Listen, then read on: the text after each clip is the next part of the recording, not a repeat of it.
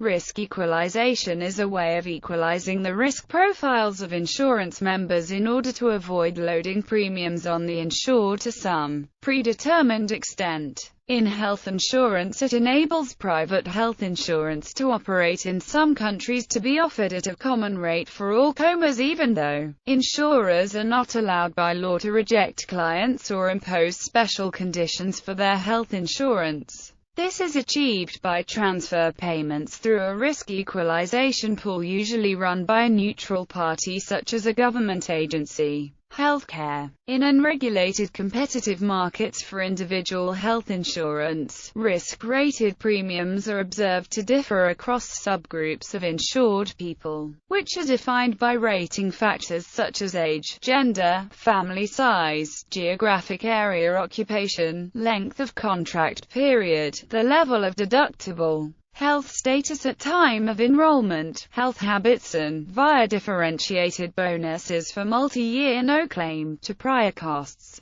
Some nations that encourage private insurance for healthcare still seek to prevent insurers from engaging in risk-minimizing actions to load the premiums of people with certain high-risk profiles, typically the elderly, the sick, and to some extent women. To achieve that, financial transfers are needed in order to prohibit any discriminatory practices against these subgroups without increasing costs on insurers. This is done by arranging for a third party to organize a regulatory system of risk-adjusted premium subsidies. The financial transfers are then channeled via a so-called subsidy fund. In European countries such as the Netherlands, Belgium, Germany and Switzerland, the subsidy fund is run by a government agency, which assesses risks for individual policyholders. In all countries that apply risk-adjusted premium subsidies in their health insurance market,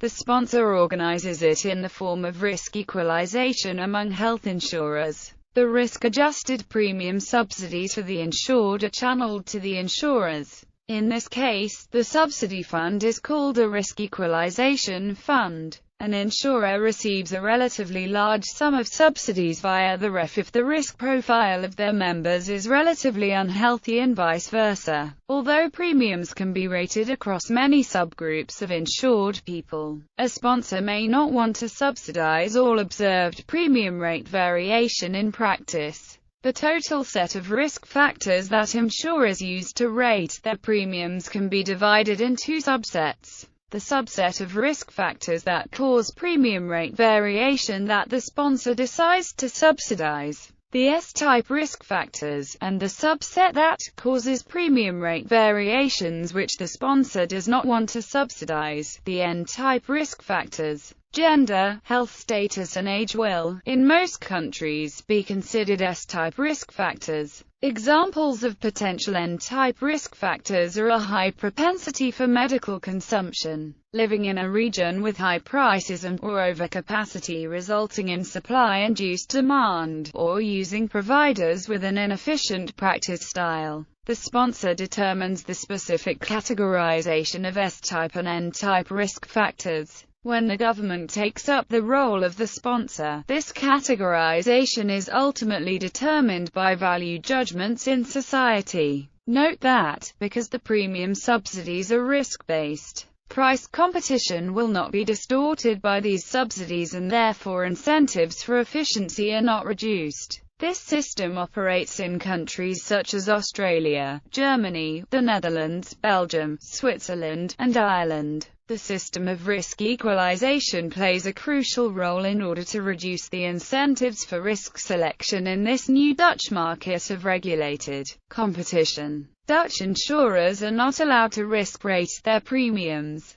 In practice, the sponsor often encounters difficulties to find adequate measures of the S-type risk factors to include in the risk equalization model. The concept was put in the U.S. healthcare law, passed in 2010, known as the Patient Protection and Affordable Care Act. To achieve its aims, state and federal regulators must construct an effective system of risk adjustment or risk equalization that protects health insurers that attract a disproportionate share of patients with poor health risks and punishes those that cherry-pick lower-risk groups.